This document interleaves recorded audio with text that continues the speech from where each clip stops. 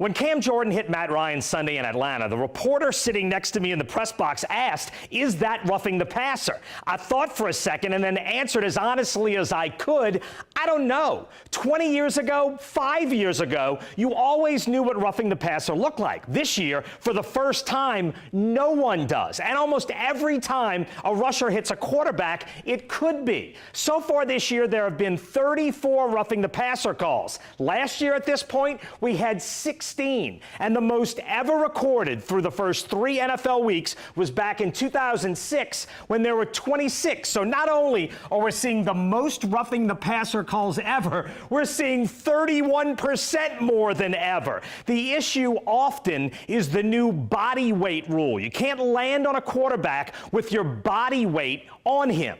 If I hit somebody, from the front, square up, it's almost really impossible for my body weight not to go on top of them. It's going to happen, and sometimes you got to pray it doesn't get called, really. Pray it doesn't get called. That's what Cam Jordan did on this sack Sunday. And two things are funny here. One, watch how fast Jordan hops off Matt Ryan to avoid the penalty. Then, as he starts to celebrate, he realizes that might be flagged. So he checks. No flag. Then he begins his celebration.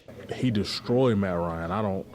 I swore they were going to call that, but they didn't. And like I said, it's one of those things. In another game, that's a flag, but in our game, it wasn't. Even quarterbacks aren't necessarily in on the new rule.